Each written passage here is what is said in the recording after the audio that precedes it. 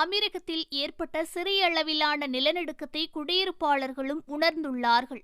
Oman கடலில் 3.0 Richter அளவிலான நிலநடுக்கம் ஏற்பட்டதைத் தொடர்ந்து அமெரிக்கத்திலும் இதன் அதிர்வுகள் உணரப்பட்டதாக அமெரிக்கத்தின் தேசிய வானிலை ஆய்வு மையம் கூறியுள்ளது.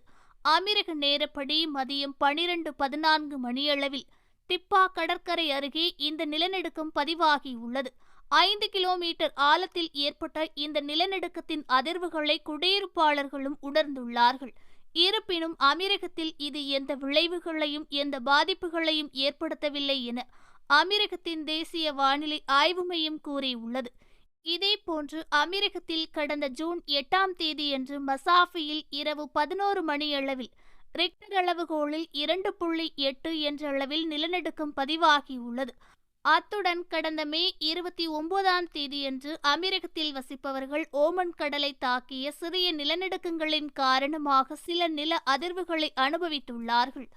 இதுபோல அமெரிக்கத்தில் அவ்வப்போது சில நிலநடுக்கங்கள் உணர்ந்தாலும் நிலநடுக்கவியல் நிபுணர்கள் அமெரிக்கத்தில் ஏற்படும் நிலநடுக்கங்களை பற்றி கவலைப்பட தேவையில்லை என்றும் இது பெரிய அளவில் பாதிப்புகளை ஏற்படுத்தாது என குடியிருப்பாளர்களுக்கு தெரிவித்துள்ளார்கள்.